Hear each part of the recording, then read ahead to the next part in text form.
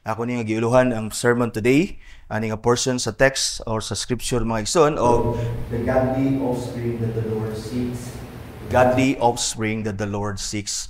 Now, one of God's wonderful purposes sa kaminyoon sa marriage mga igsoon is the propagation of the earth, that is to bear children so that the earth will be propagated.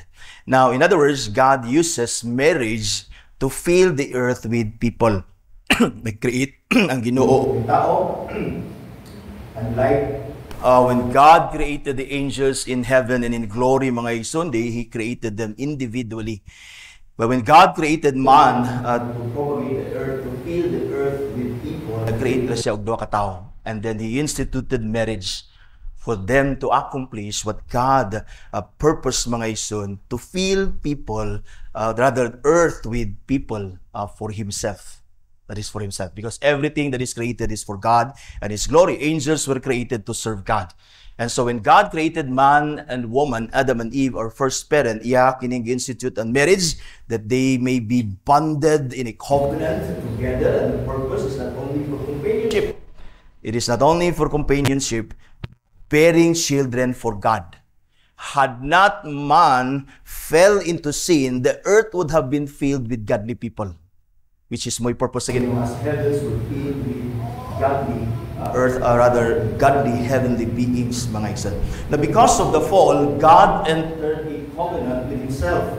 We call it the covenant of redemption to redeem man from sin, so that His purpose, God's purpose of having godly offsprings that is filled through marriage is fulfilled. Now, Ginoo, after the fall, He enters into a covenant with Himself, and that we call it a covenant of grace on our part, that God entered into a covenant with Himself, with His Son particularly, that His Son would come sa kalibutan mga igsuon, and so that ang purpose sa Ginoo, that the earth will be filled with godly offsprings, fulfilled even through marriage. Still even through marriage. Now, our text is part of the unfolding and the fulfilling of God's redemptive plan of salvation through His people Israel, who continued to profane His covenant. God made a covenant para ani nga purpose, and yet His people, whom He has chosen, nga naghatag ang Ginoo covenant sa ila, so that the offspring, the godly offspring that God was seeking, mahimong abot sa kalibutan ug ma-fulfill ang iyang tinguha, that the whole world will be filled with godly offsprings, people for Himself, mga igsoon. And yet, the covenant people of God, Israel, sa time ni Malachi, continued to profane God's covenant. Here, God, through Prophet Malachi, sa atong text, accused the people of God, Israel, by being faithless. Mabasa nato ni kaganiya sa Ezra. This is the problem, their faithlessness. Even sa atong preparation sa words sa Psalm 119, we see there ang faithlessness, that is, God is against faithlessness. His people was faithless to the covenant of God with them. In fact, 5 times si Malachi used the word faithless din sa atong text, which means to act treacherously. Faithlessness means treacherously or deceitfully or simply to betray. The word in Hebrew also serves as a noun meaning traitor. A faithless person is a traitor. A faithless person is treacherous, gabitray siya mga igsoon, and ang iyahang gibitray din sa atong text sa people sa Ginoo is God Himself. Now, Prophet Hosea used also the same Hebrew word na gigamit ni Malachi din of abusing or accusing the people sa time ni Hosea mga igsoon of the same treachery. Hosea chapter 5 verse 7 ingon si Hosea, they ang Ginoo as kang Hosea, Ginoo through Hosea, prophet Hosea, they have dealt faithlessly with the Lord, for they have borne alien children. Alien children are a result of intermarriages, which is the main issue sa atong text. In fact, sa gibasa nato sa Ezra, nanganak sila og alien children, which hinders somehow the coming of the godly offspring that the Lord seeks. In Hosea chapter 6, nagingon si Hosea, but like Adam, they transgress the covenant. The people of God, Israel, His covenant people, they transgress the covenant, there they dealt faithlessly with me, that is with God. They dealt treacherously. They were deceitful about with God concerning God, and their covenant with God with them, mga igsoon. Nahimo silang false. They were never true to the covenant of God. Like here in our text, it is the people who were always faithless to Yahweh. It is us who are always faithless to Yahweh. Kita kanunay ang deceitful. Kita kanunay ang false unto God. Dili ta truthful saya, dili ta sincere saya. Like dini mga igsoon, it is always the people of God. It is Yahweh who is betrayed by His people by not being faithful to His covenant. Here Yahweh through Prophet Malachi yet graciously called His people not to be faithless, that the godly offspring that God seeks would come.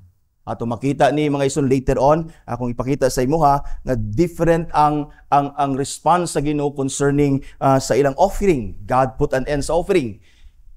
God put an end sa priesthood because di na niya madawat ni. But when it comes to His covenant, wala ningon ang Ginoo, especially to the intermarriage. God never abandoned them to the intermarriages because God was faithful to keep His covenant because He was seeking the godly offspring that should come, mga igsoon. Now here in our text, we see in Malachi's time, the profaning of God's covenant by His people. Atong i-consider na, mga igsoon, the profaning of God's covenant by His people. And then makita nato din how they profane God's covenant by His people. In other words, the way God's covenant people profaned the covenant with God. And then lastly, dayon, the one God was seeking in His covenant with His people. Why God, mga igsoon, was offended when His covenant was profaned, and then and especially in the way of marriage and intermarriages, mga igsoon, or divorce. And then what was God seeking in His covenant with His people? What was the one God seeking, matud pa ni Malachi, mga igsoon? So then first, let us consider the profaning of God's covenant by His people. The profaning of God's covenant by His people. Profaning means the corrupting, the desecrating, and the violating of God's covenant. Being unfaithful to God's covenant means to desecrate, to violate, and to corrupt the covenant of God. Now here, Malachi begins his accusation, kung imong ma-notice diya, by reminding them that they are one covenant people of God. And yet they are profaning, and yet they profane God's covenant by being faithless to one another. Gipakita ni Malachi din first and foremost that they were one people, one covenant people. And why are they not faithful to one another, mga igsoon? Profaning the covenant of God, mga igsoon. Verse 10, have we not all one Father? Ang iyang question, has not one God created us? Why then are we faithless to one another, profaning the covenant of our fathers? Many interpret Father here as have we not one Father, as referring to Abraham or maybe to Jacob. But kung imo nang tan-awon ang context diya, mga igsoon, rather kanang verse 10a, mga igsoon, manotice nimo that actually that are parallel sentences. In other words, kanang have we not all one Father, o kanang gitawag nga question, has not one God created us, is parallel na siya. That means that the one Father here is God, who is the one God who created them as one people. In other words, that Father there, sakto ang atong ESV, mga ison, gikapitalize ng Father because ang ESV ng mga translators, they believe that one Father nga girefer ni Malachi diya, have we not one Father, that is God Himself as their Father. In fact, sa chapter 1, in say, if I am a father to you, where is my honor? You see? And here, mga ison, that Father is God, the God who is one God, who created them as one people. That is the context there. We are one people, one God, one Father created us. And why are we not faithful to one another? In other words, why are we faithless to one another? Created here means established as a people, not only created in the Garden of Eden as Adam and Eve, but they are created by God. God created them. In other words, as a people, established them as His covenant people. Malachi here is alluding, of course, to Deuteronomy chapter 32, verse 6, wherein nag-ingon dito si Moses, do you thus repay the Lord? Do you thus repay Yahweh? Do you thus repay God, you foolish and senseless people? Is not He your Father who created you, who made you, and established you? So there is, dini nag-allude gitawag si Malachi of asking them or reminding them that they are one people, they have one Father, and they have one God, and they should never be faithless to one another. So Malachi is saying here, we are one covenant people of God, and yet we are faithless to one another. So verse 10b, why then are we faithless to one another? Again, the word faithless means treacherous, deceitful, and false.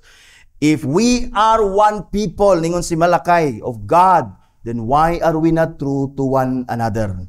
How were they faithless to one another here? What's the point of unsay context ni Malachi of accusing the people of God, this one people of God, of faithlessness, wherein as one people, they must be true to one another, they must be sincere to one another, they must be faithful even to the covenant of God with them. So how were they faithless to one another? We see in the context sa atong passage that they were faithless to one another by divorcing their wives, mga igsoon, the wives of their youth, meaning their Jewish wife, and then marrying heathen women. So that is the issue, that the faithlessness din ang gingon niya sa ni Malachi sa chapter, sa verse 10, that yun siya, have we not all one Father, has not one God created us, why then are we faithless? The faithlessness nga iyahang gi-question, rather ang iyang gi-accuse din sa katawan sa Dios is their faithlessness sa ilang marriage covenant. They are divorcing ang ilang wife nga mga Jewish, and then they were remarrying kaning gitawag nga mga heathen women. So here in our whole passage, we see that they were not just marrying unbelievers, in fact, but sending away, that is divorcing their Jewish wives, mga igsoon. That is how faithless, that is how treacherous they were to one another. And then deceitful ngilad kayo ang injustice atubangan sa Ginoo, and even sa mga wife nga ilang gisend away. They were not only sending their wives away, they were not only divorcing their wives, but ilang ilisan.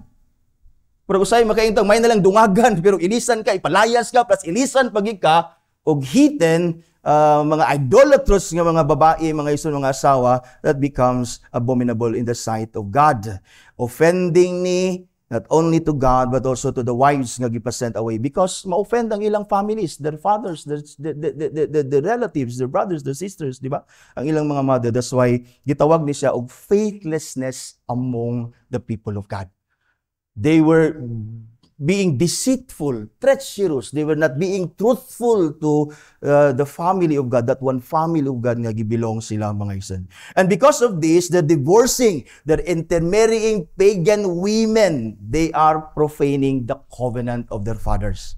Now, ingon din si Malachi, ang ilang paghimo sa being faithless to one another, they are profaning the covenant of their fathers. Of course, the covenant of their fathers is the covenant of God with them, mga igsoon. That refers to the covenant of God made with their fathers in Mount Sinai, mga igsoon. They were not only, in fact, profaning their covenant with their wives, di ba, sa verse 14, but God's covenant itself.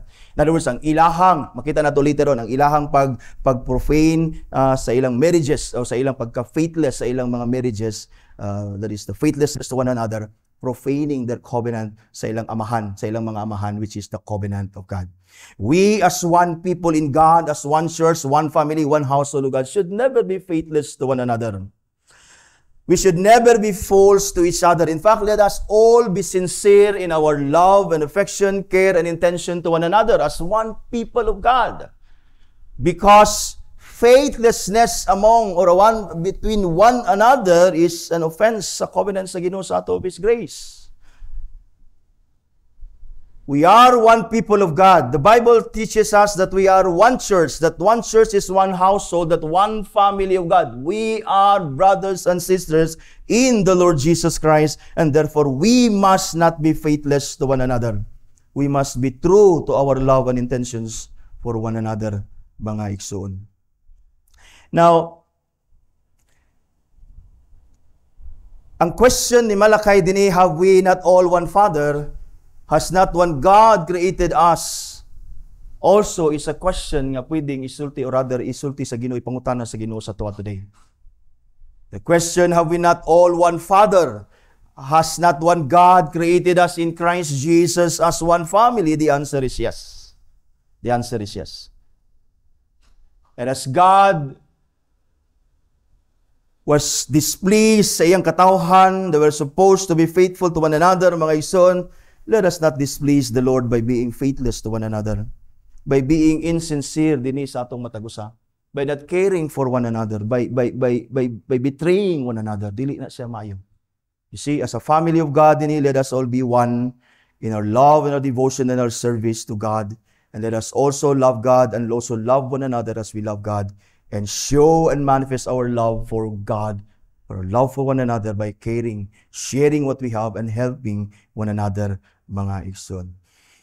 The reason, mga igsoon, is the reason of, or rather, the way they profaned God's covenant. So we see here that they profaned God's covenant. They were faithless. They were accused of being faithless to the covenant, profaning the covenant of their fathers, which is the covenant of God. So how did they profane the covenant of God? So the way God's covenant is profaned by the people is by divorcing. Again, mauni ang issue din by divorcing the Jewish wives, and again by remarrying heathen women whom Malachi called the daughters of a foreign god. So verse 11, ingon sa dinhi, Judah has been faithless. The abomination has been committed in Israel and in Jerusalem, for Judah has profaned the sanctuary of the Lord, which he loves, and has married the daughters of a foreign god. Though Judah only is named by the prophet here, but the rest of the returned captives from Babylon are included there. In other words, ang act ni Judah, mga igsoon, and all those who returned from Babylon is the act of the people of God, the whole Israel. In other words, ang faithlessness ni Judah by marrying daughters of a foreign god, mga igsoon, is nahimong offense ni sa whole people of God. You see, makita nimo that we're one people of God. In other words, the sin of one is the sin of all. Mahimong ma-displease ang Ginoo, mga igsoon, sa sin of one. So again, Judah was only the one named by the prophet, but the rest of the returned captives from Babylon are included here. As one people of God, mga igsoon, the sin of one is the sin of all. Just as the sin of Achan, atong makita, mga igsoon, sa gitawag og Joshua chapter 7, affected not only his own household, but the whole community of Israel as well. In fact, nahimong na-defeat ang Israel, mga igsoon, nga mighty ani nga time sa panahon ni Joshua, mga igsoon. They were defeated by a very small army sa ilang battle sa Ai, mga igsoon, because there was one person who sinned and who disobeyed against God, and the whole community of Israel, mga igsoon, nagsuffer. In other words, Judah's faithlessness affected all the covenant of God, because faithlessness to God is a faithlessness to His covenant, and it includes the whole people, mga igsoon. That's why din even sa church, mga igsoon, we all guard the unity of the church. We all guard even the holiness of the church, the sanctity of the church. We all keep the church sacred, di ba? Sanctified, set apart, mga igsoon, from the world and even from the sin among us. You see? That's why inana, mga igsoon, ang gabuhaton sa church, because as God's people, God is in our midst, and if we live in sin and we allow sin in our midst, God will be displeased to the whole congregation. Muna'y nahitabo din sa sin ni Joshua, mga igsoon. Joshua's faithlessness, ang iyang divorce, ang intermarriage niya is an abomination to God, a disgusting act sa Ginoo that has been committed in Israel and in Jerusalem. Ngayon din diya si Malachi, for Judah has profaned the sanctuary of the Lord which he loves, and has married the daughter of a foreign god. They have one father, they are children of God, yet they married daughter of a foreign god. Nahimo silang idolatrous, mga igsoon. Now, the word sanctuary here in Hebrew is kodesh, which means the apartness, which means sacredness, separateness, or simply means the holiness of God. In other words, ang giprofane ni Judah din nga iyahang nakumit, mga igsoon, na profane niya ang sanctuary, dili lang place. Dili lang the temple was referred here as the sanctuary of the Lord, but the holiness of God itself, mga igsoon. Dili lang ang nahimong na desecrate, dili lang ang mahimong na profane sa act ni Judah of intermarrying or marrying, mga igsoon, kaning gitawag nga daughters of a foreign god. Heathen women, idolatrous who do not worship God, giprofane ni Judah. In fact, committed in Israel and in Jerusalem, because again, the sanctuary here does not only mean the temple or the place, but a person. And that is the person of God. The holiness of God was profaned by Judah, which he loves before.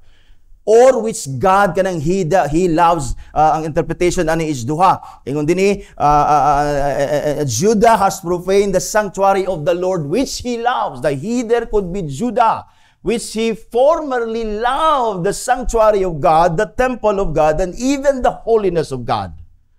Or it could also mean that the temple, or it could also mean that ang giprofane ni Judah, which is the sanctuary of the Lord, is the sanctuary that the Lord loves.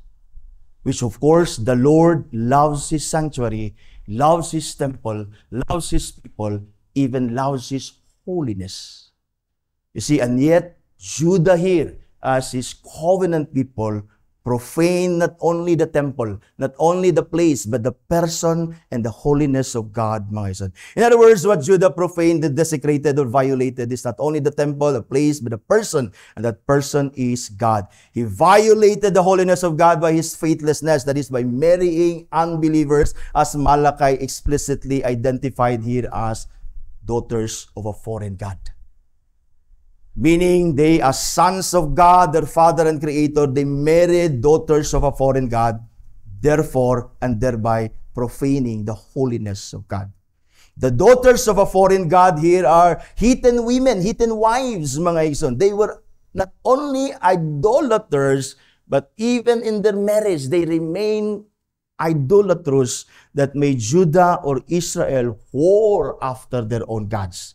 This is the reason why God forbids intermarriages. In fact, si Ezra, nag-ingon siya dito, ang intermarriages naghahatag o nagresulta og mga alien children.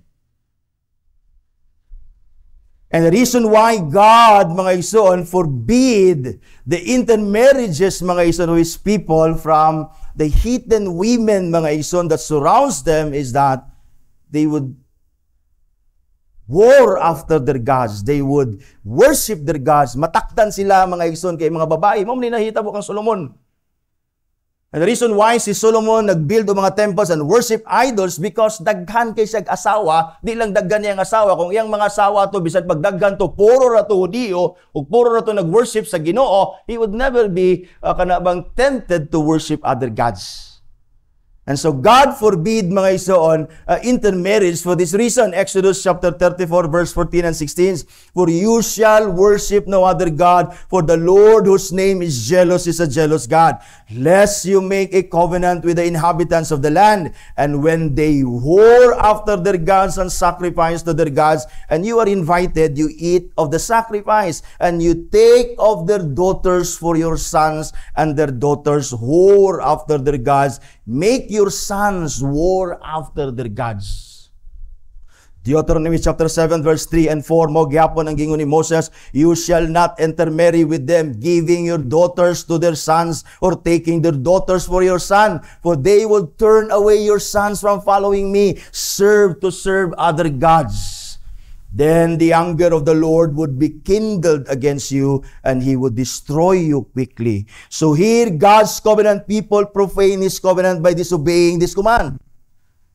Not to intermarry, this is an abomination in the sight of God. Thus here, sa Deuteronomy chapter 7 verse 4b, nag-ingon din, then the anger of the Lord would be kindled against you, and He would destroy you quickly. Thus Malachi, he rightly prays that the Lord will destroy, that the Lord will cut off, that the Lord will excommunicate the guilty member from the community of the people of God, because they have violated the intimate relationship of God's covenant people.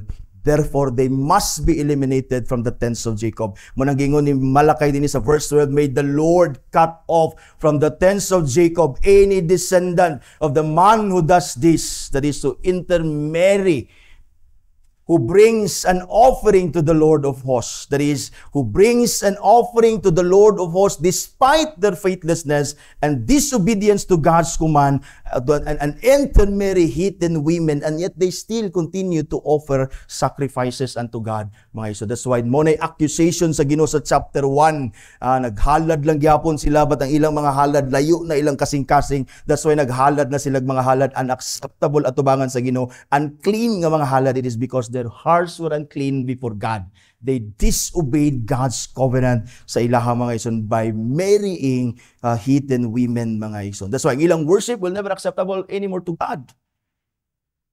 Someone writes the detestable thing was to act piously while at the same time desecrating the sanctuary, the holiness of the Lord. That is the most detestable thing. That is when we act piously.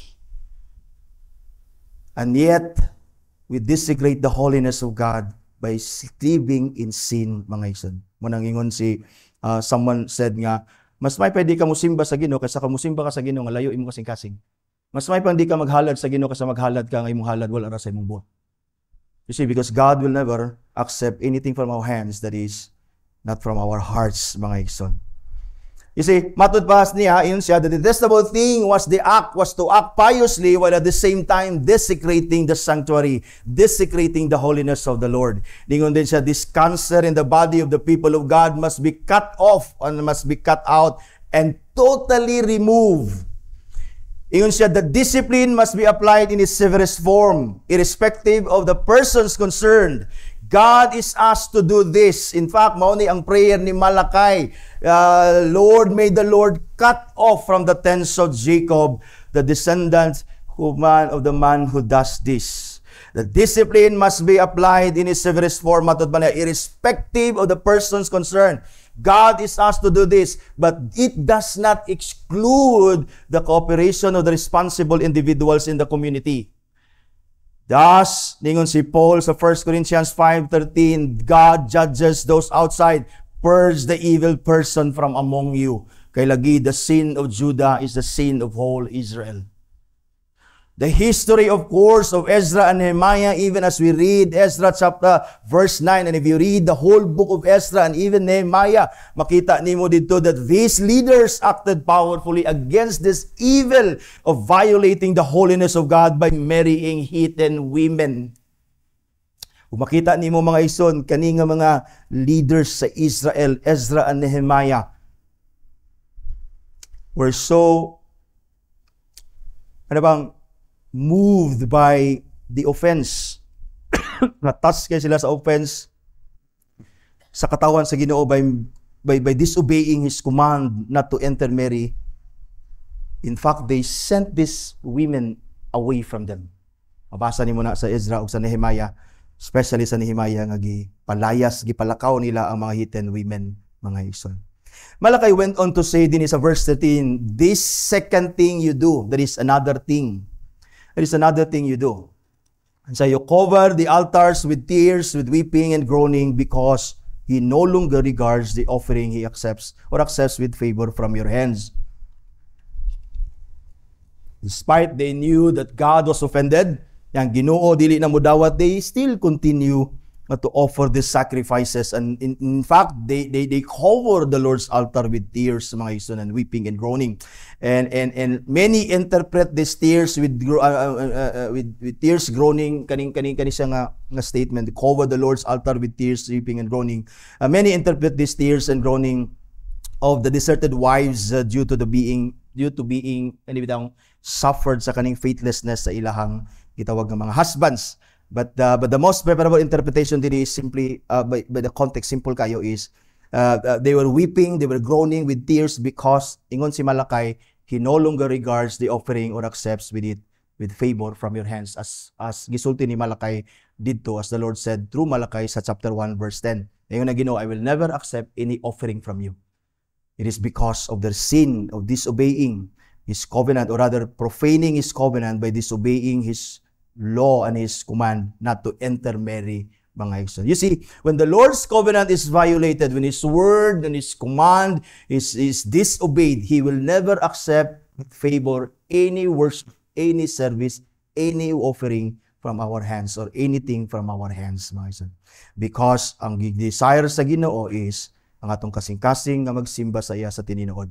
Ang atong outward act of worship, outward act of obedience to the Lord must be based on our inward conviction of His love and a response to His love and gratitude for what He has done to us in Christ Jesus. Now, the reason, mga ison, the Lord no longer regards the offering, nor accept with favor from their hands anything that they offer, mga ison, is nasa verse 14. But you say, why does He not? Ang answer ni Malakay, mga ison, because the Lord was witness between you and the wife of your youth, that is your Jewish wife, to whom you have been faithless. That is, to whom you've been treacherous and deceitful, and to whom you betray, because you sent her away and divorced her and remarry, and even marry a heathen woman in her stead, though she is your companion and your wife by covenant. You see, marriage again is a covenant between a man and a woman united for life. Verse 15, dayon gidala din sila ni Malakay, alluded to the Adam and Eve nga marriage sa garden, mga ison. Did He not make them one? You see, the husband and the wife in the union of marriage, are they not one? Did God not make them one with a portion of the Spirit in their union? That's why you see, Jesus, nagingon siya, therefore a man shall leave his father and mother, and then si Jesus iyahan ning gi-quote from Genesis. He'll leave his father and mother and hold fast to his wife, and the two shall become one flesh. So they are no longer two, but one flesh. What therefore God has joined together, let not man separate, because marriage covenant is a bond that is permanent, mga igsoon. That's why in Hebrews chapter 13 verse 4, let marriage be held in honor among you, and let the marriage bed be undefiled, for God will judge the sexually immoral and adulterous. So here, Malachi accused God's people of violating, profaning His covenant with them by divorcing and remarrying heathen women, thus failed to produce what God was seeking. The reason why God was angry din sa ila and rebuking them and accusing them and calling them to be faithful to His covenant, it is because ang ilang intermarriage, manggod, ang ilang pag-divorce silang Jewish wife, ang ilang pag-intermarry sa heathen women, nagpugong sa pag-abot sa gipangita o gisik sa Dios nga godly offspring. That is the reason why God wants them to be faithful to His covenant and to be faithful to one another, and not profane the covenant of their fathers, and not to be faithless to one another. In other words, not to divorce their wives, not to send their wives away, and not to remarry or marry heathen women instead, because God was seeking something sa ilang marriage. That is that God was seeking. There is something that God was seeking in His covenant with His people. And this leads us na itong final point din sa message ni Malakay, mga isan. Malakay then continues to tell the people of God sa verse 15b, and what was the one God seeking? So after accusing Judah of remarrying, and then God will never accept his offerings anymore from his sons, and then ingon sila, why not? And then ang ingon sa God is the witness sa imong sin of profaning the covenant by remarrying heathen women. And then ingon din si Malakay, and what was the one God seeking? Why does God wants us to be faithful sa atong covenant and not to marry other women? Because God was seeking a godly offspring. The answer din is God was seeking a godly offspring. That is why God does not want you to violate His commandment by intermarriage or intermarrying women or heathen women. What was God up to sa iyang covenant, sa iyang katawan? What was He up to? Why nga gusto niya ang Israel would only marry Israel women, mga igsoon? The answer is because God is seeking godly offspring. This purpose of God is contrary, of course, to both divorce. Kung mag-divorce ka, wala na godly offspring. O we intermarry women that are heathen and godly, of course, ang imong offspring would never be holy and godly before God. Someone writes, one object of the marriage relation is to raise a seed for God and for eternity. You see, that's why balik ta sa introduction kaganiya, ang marriage ni Adam and Eve, his purpose is not only companionship, but to produce for God from their marriage children of God. Muna gipangita sa Ginoo, godly offspring. That's why godly offspring din mga igsoon means godly seed or seed of God, as Matthew Paul says, either an excellent seed, this godly offspring is an excellent seed, as the Hebrew expresses the excellencies of a thing by adding the name of God to it. You see, when they add the name of God to it, like for example, seed, when they say seed, but when you add godly seed, it becomes excellent. It becomes a perfect seed, an excellent seed, a seed that God wants, mga ison, a holy seed.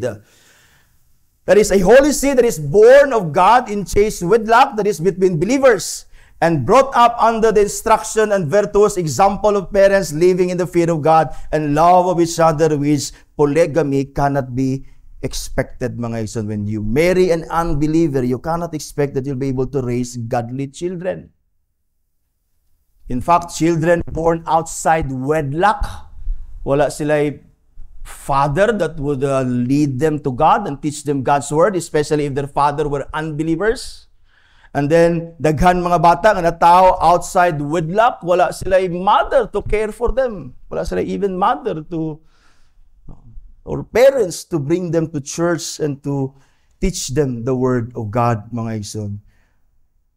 That's why God expected Adam and Eve to fill the earth, to propagate the earth with people, children for God.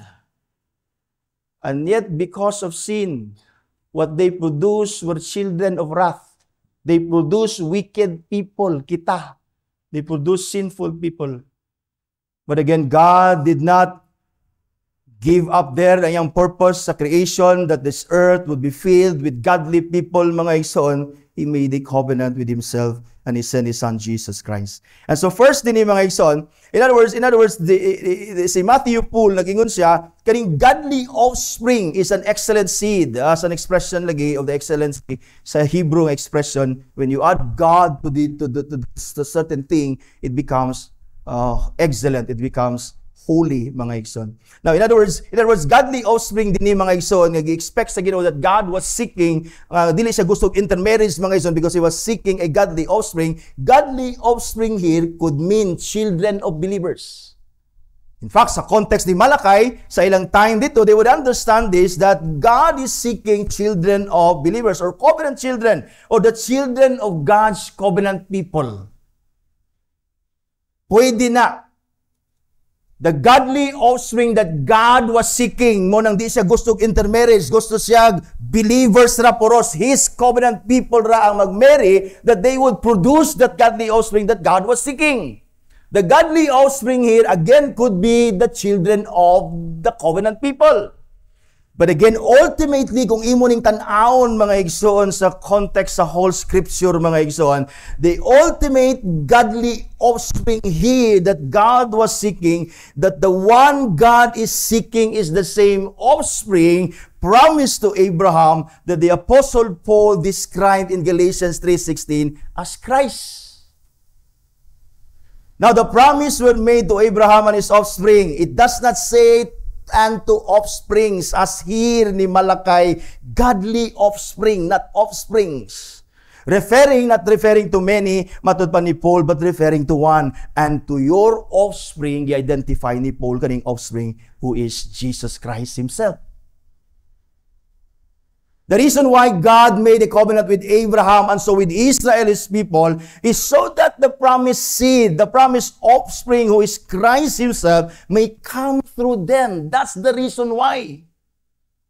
Kadili gusto ang Ginoo intermarriage, mga igsoon, so that the godly offspring, or the offspring of God, or the seed of God, who is Christ Himself, would come through His covenant people. That is the reason why God was angry sa Israel sa time ni Malakay by profaning His covenant, by being faithless to the covenant of their fathers, that is the covenant of God, by being faithless to their wives, the wives of the youth, the wife of the youth. The wife of the youth means the Jewish wife nga ilang gi-send away, gi-divorce, o ilang giilisan og hidden women, mga igsoon. That is why, unlike the offerings, so makita nimo dinhi, mga igsoon, that's the reason why ang Ginoo dili siya gustong intermarriage. He was seeking godly offspring. Not only children of believers, but He is seeking Christ to come. That is why unlike the offerings, ako nang gikayong kaganiya, and the priesthood that God put an end. In chapter 1, verse 10, the Lord put an end to the offering. Ningon siya, I have no pleasure in you, says the Lord of hosts, and I will not accept an offering from your hand anymore. That's why naging ko sa akong pagwalin ini, ang Ginoo bisa nagpadayon sila og halad until the time of Christ. We know even the time of Christ that their offerings were never acceptable anymore. Why? Dini palang daan, God put an end sa ilang offering. Because there never be a perfect offering, clean offering apart from people who are in Christ. And then sa chapter 2 verse 3, last Lord's Day, the Lord put an end to the priesthood. Behold, I will rebuke your offspring and spread dung on your faces and dung of the dung of your offering, and you shall be taken away with it outside the camp and be burned. And we know that even the priest, the high priest, continued to minister sa temple ni sa Ginoo even sa time ni Christ. Kabalota that even the high priest and the priest were enemies of Christ. Ang ilang service will never anymore acceptable sa God. God put an end sa gitawag og animal sacrifices, offerings, and then God put an end sa priesthood. But then God never put an end sa marriage. He never put an end sa marriage. He never gave up sa iyahang gitawag nga covenant sa iyaha. Bisan ang iyang covenant were profane and violated by their faithlessness, by their divorce and intermarriages, God did not put an end to His covenant, nor allowed, nor abandoned them to their stubbornness in marrying hidden women. Wala ningon ang Ginoo, sige, gusto man gid mo, hala diya mo, bahala na mo, di na ko sa offering, di na ko sa priesthood, di na ko anang marriage, pag minyo mo bisay kinsa inyong gusto minyoon. God never said that here. Sa duha, ingon siya, put an end, di na ko ana. But dini, God did not abandon them sa ilang stubbornness in intermarrying hidden women. But God lovingly admonished and encouraged them through the prophet Malachi to guard themselves in the spirit, not to be faithless. Twice nagingon ang Ginoo na. Makita nimo, guard themselves. Ingon din verse 15b, and what was the one God seeking godly offspring na ingon din ang Ginoo. So ingon din ang Ginoo through Malachi. So guard yourself in your spirit, and let none of you be faithless to the wife of your youth. In other words, God is saying, do not divorce nor send away your wife, your Jewish wife, your wife by covenant. Kay lagi God's purpose is to raise a seed through them. That is to bring Christ, His godly offspring to earth, that must be fulfilled through them as His covenant people. Verse 16, for the man who does not love his wife but divorces her, says the Lord, the God of Israel, covers his garment with violence, says the Lord of hosts. God is saying to them, that is, be faithful sa inyong wife. Ayaw i-divorce ang inyong wife because God is seeking godly offspring. Christ would come through you. Anong ipakita din sa Ginoo sa verse 16, nga kaning ilang gabuhaton is an injustice atubangan sa Ginoo. For the man who does not love his wife but divorces her, says the Lord of God of Israel, covers his garment with violence, says the Lord of hosts. Many interpret this phrase, covers his garment with violence, as a figurative expression for all kinds of gross injustices. That is, which like the blood, sama sa blood sa gitawag o a murdered victim, leave marks sa ilahang mga garments. Yeah? When you slaughter sa unang panahon, may sa panahon po silon raman sa una, ilang tigbason, ilang dugabon, ilang espadahon, ang blood sa ilang victim mo, splatter din sa ilang garment. And then, that would be, that those marks will be for all to see. Ng imong garments is, meaning you have done injustice. In other words, that is one who does not love his wife but divorces her, in the sight of God, has done a gross injustice. That's why, ngayon ang Ginoo sa ilaha, guard yourself in your spirit not to be faithless to the wives. You see, when you divorce your wife and then pulihan mo siya glain, that is a gross injustice in the sight of God.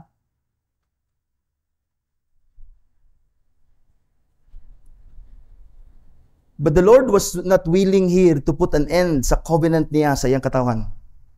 For He is faithful, and the faithfulness of God is never altered by the faithlessness of His people. So instead of saying, I'm done with you, with your sacrifices, with the priesthood, and I'm done with you as my covenant people, God, through Prophet Malachi, encouraged them instead here. Diba? Dito sa previous, diba, ang Ginoo, di na ko, but dini, gusto pa ko. That is how determined God is to save us.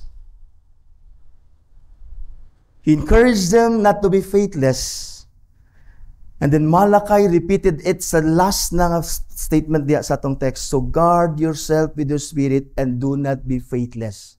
Kaganiya, do not be faithless sa inyong marriage. Karon niyon siya, do not be faithless. Meaning, not only sa marriage, but the whole covenant of God. So, encouragement sa Ginoo, instead of putting an end, God encouraged them.